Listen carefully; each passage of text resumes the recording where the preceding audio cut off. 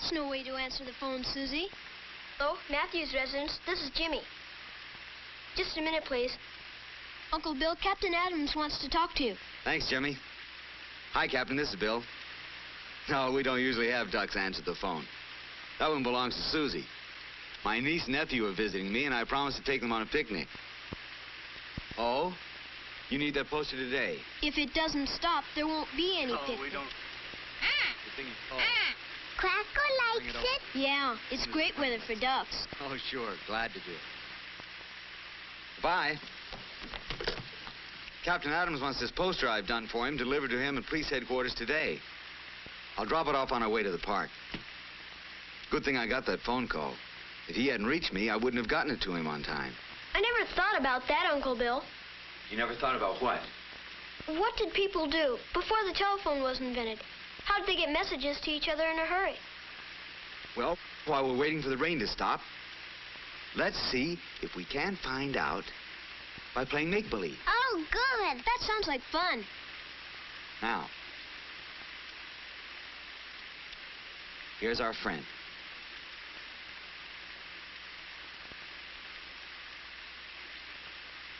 We'll call him, Mr. Man. He's going to take us back thousands of years, way before telephones or televisions or Telstar. He looks a little like you, Uncle Bill. He looks a little like all of us, Jimmy. You ready, Mr. Man? Man has played many parts during the years he has lived on Earth. So let's make believe we're going back in time. Thousands and thousands and thousands of years ago?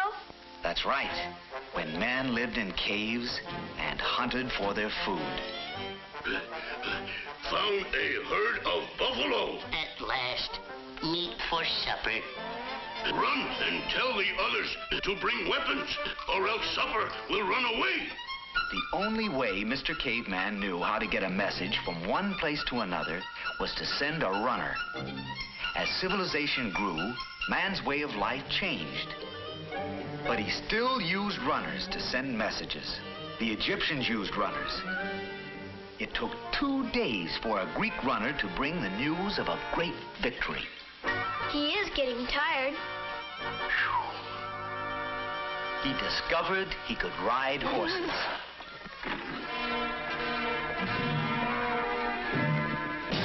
The Romans used horses. So did the knights.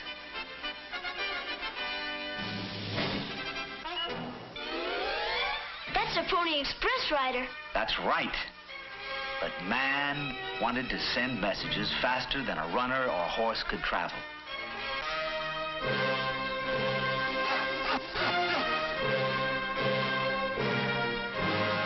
He's sending an Indian smoke signal.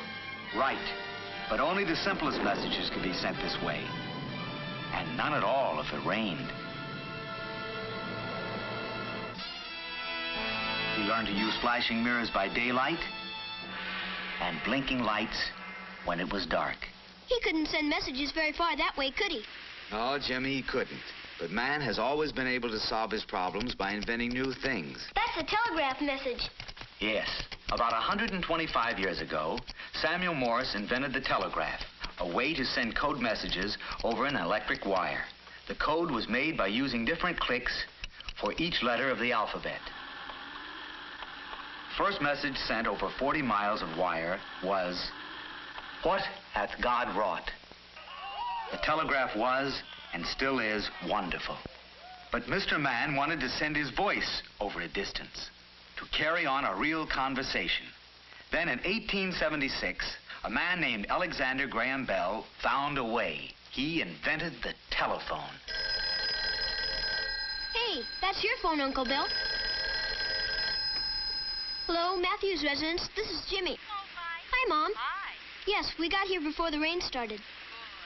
Uncle Bill's going to take us on a picnic if it lets up. Fine. We're playing make-believe. I'll tell you about it when we get home. Good. Okay, Mom. Bye. What are you doing, Susie? She wanted to hear the voice going through the wire. You can't hear voices in the wire. Well, how does it work? How'd your mother's voice get in the phone? That's simple. That's funny. I don't know. I never thought about it before. We were talking as if we were in the same room. How does the telephone work, Uncle Bill? Magic? No, not magic, Susie, but science. Science of sound waves and electricity. How do they work? We'll let Mr. Man show us.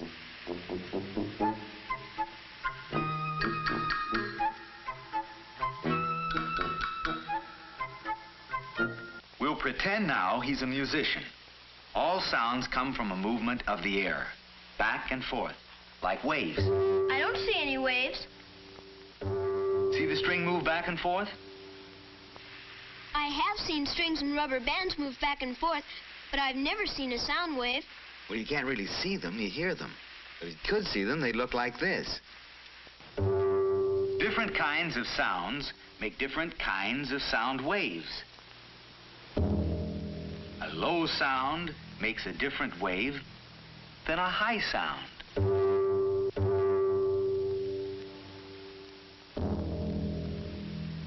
Hey, Rudolph, that's the wrong note.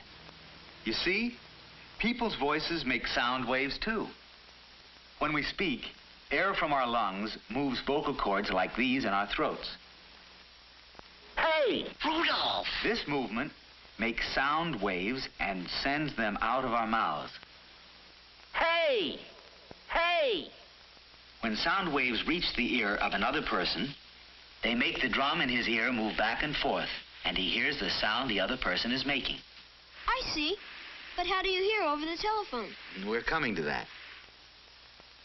When Mr. Man speaks into the telephone, the flow of electricity in the wires makes it possible for the other person to hear what Mr. Man is saying, just as quick as a flash.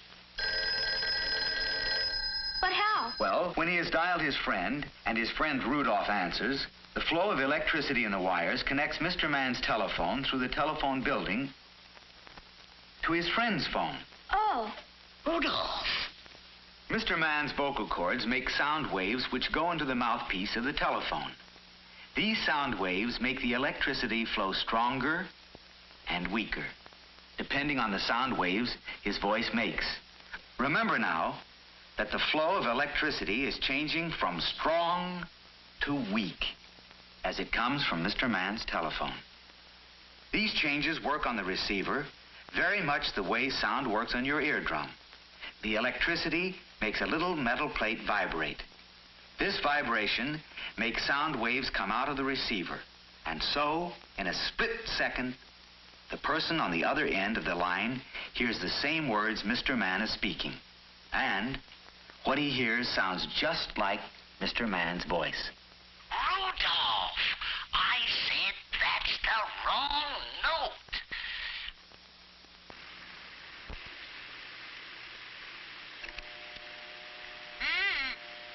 Susie. You shouldn't play around with the telephone. Somebody may be trying to...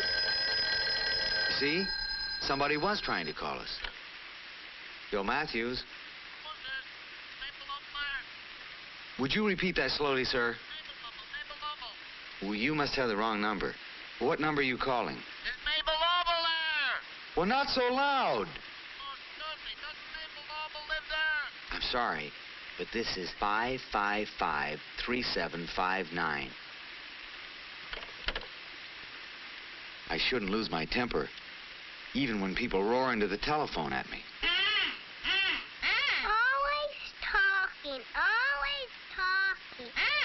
It's a good thing animals don't talk on the telephone. Say, let's pretend we're at a talking animal circus. Mr. Man can be the ringmaster. Sounds like fun. There we are. May I draw his whip? Sure.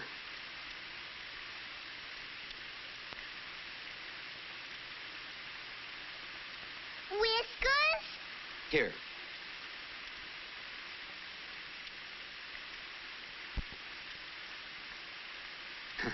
All set, Mr. Man?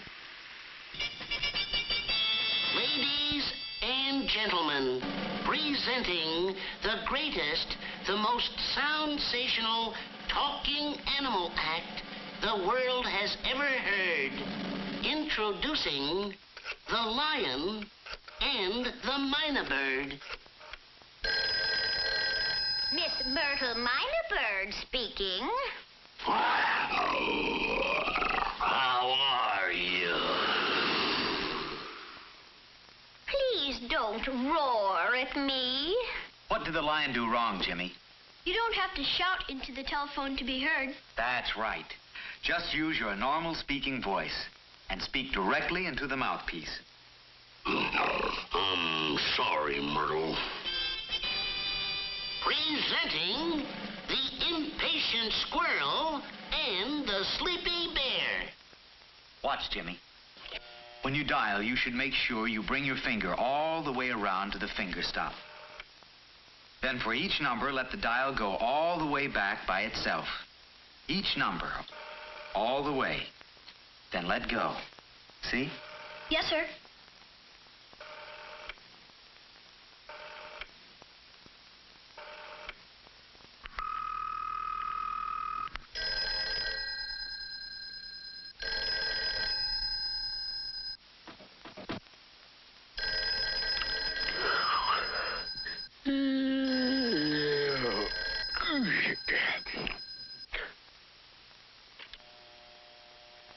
Hello? Hello? Now I wonder who that was. Yeah. He waited too long. Right. He waited too long to answer. But if you're the person making the call, you should let the phone ring 8 to 10 times. See? Both of them are disappointed. And now, the preposterous pachyderms. In other words, elephants. So like I said, I wanted to invite you to a party.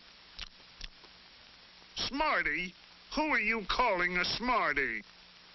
No. I said I'm giving a party at my house. Mouse? Don't you call me a mouse. What is the matter, Jimmy? Hello? I know. It's important to speak clearly on the phone so the other person can understand what you're saying. Right again, Jimmy. And now, for our grand finale, the gossipy piggy and the fed-up fox. Well, guess who was there? Betty. So I said to her, well, how is it every time I go to a sale, I run into you? It's just the funniest thing. Oh. Excuse me, lady, but I've been waiting to make an important call for 25 minutes. But I simply must tell Irma about my new hat. Well, now, as I was saying before I was interrupted, It's selfish and impolite to hog the phone.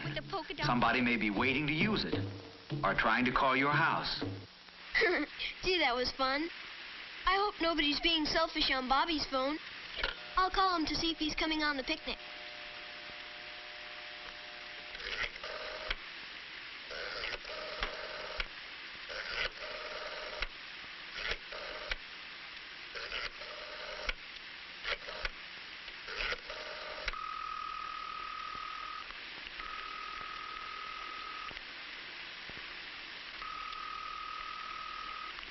The telephone book is very helpful.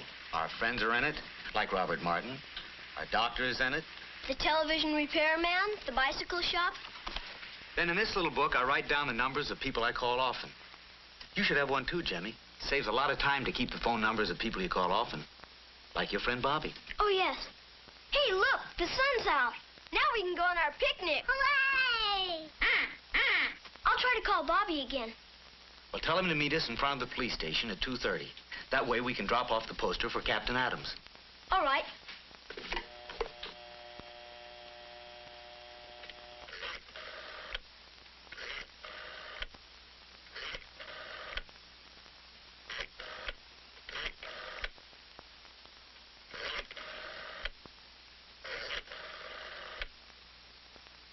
Hello, Mrs. Martin. This is Jimmy Matthews. May I please speak to Bobby? Thank you. Hi, Bobby. Listen, we'll meet you in front of the police station at 2:30. Don't forget to bring your ball and glove.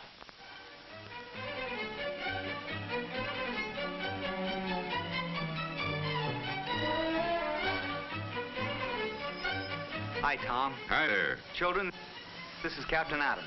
Hello, Captain Adams. How are you today? Fine. I want to be a policeman when I grow up. She wants to be everything when she grows up. Here's the emergency poster you wanted. Thanks. I think Jimmy and Susie would like to know how valuable the telephone is in emergencies. Good. You come inside for a minute and I'll show you.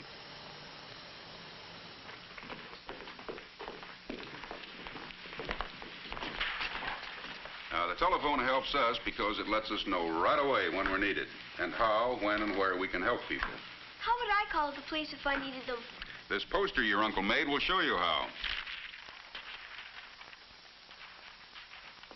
We want to use this to show children how to get help.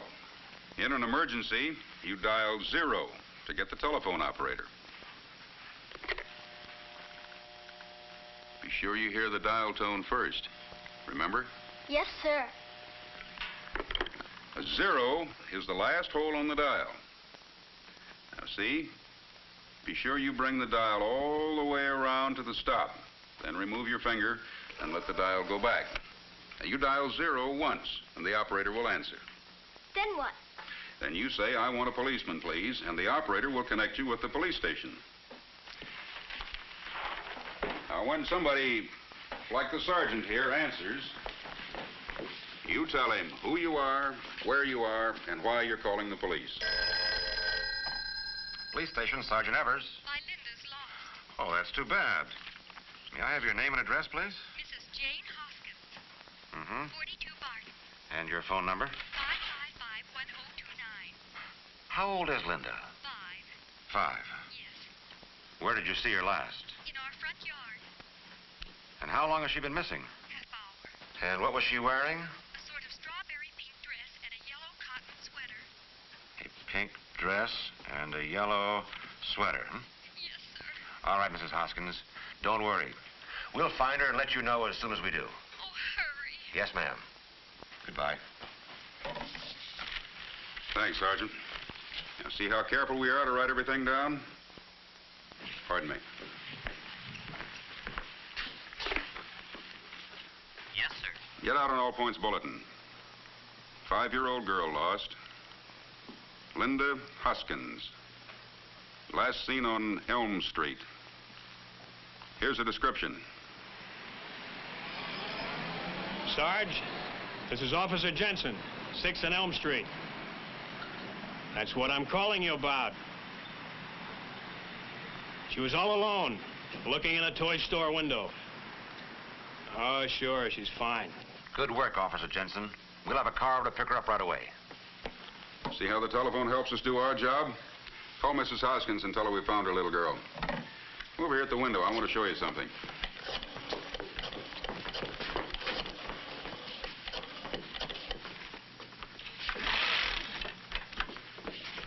There it is, the telephone building. In many ways, it ties the community together.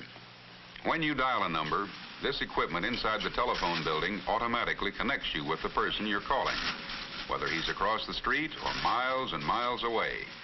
Thousands and thousands of calls go through here every day. This is Riley's Dairy. We need 50 pounds of butter. 50 pounds of butter. And 1 crate of large eggs. We'll deliver it today. This is Mrs. Lee, Doctor. When can I bring Tommy in for his checkup? Let me see. How about Tuesday, 4 o'clock? That will be fine. Eddie's Garage, Joe speaking. This is Les Perkins. My produce truck's broken down. I don't know what's the matter. Well, where are you? Highway 26 near Maple Avenue. Okay, Les. I'll be right out. Lena's mother asked me to stay for lunch. May I? All right, Maria, but be home by 3 o'clock. I will. That shipment gone to Plainview yet? Not yet, Carl. We're loading it now. Good. Listen, Jess, they just called. They want 3 more cartons of soap. Okay, Carl. But telephone service wouldn't be complete without people to handle special calls and emergencies. Let's hear what the operators are saying. Mr. Hanson, please. Long distance calling. I'm sorry, the line is busy. I'll keep trying and call you. Mr. Marco, I'm ready on your call to Honolulu. I'll connect you with the fire department. On your call to Sunnyside, Mr. McCarthy will be back in an hour. Will you talk with anyone else? Thank you.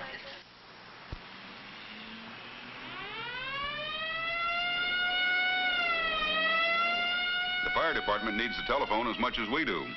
I'm sure of that. Well, thanks a lot, Captain. Not at all. Thank you for bringing the poster. Have fun, everyone. Goodbye. It's after 2:30. I wonder where Bobby is. I'm sure he'll be here soon. Like Quacker. Jet plane flies a lot higher and faster than Quacker. Can telephones reach up into the sky? They can and they do. And even more amazing, men are working with communication satellites that orbit the Earth.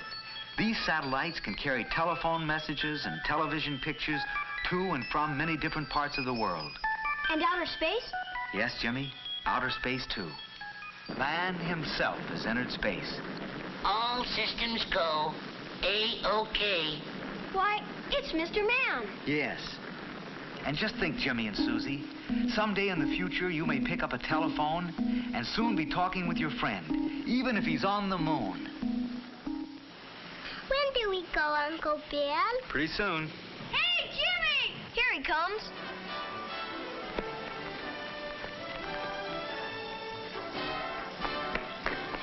Sorry I'm late, Jimmy. I couldn't find my glove. That's okay, Bobby.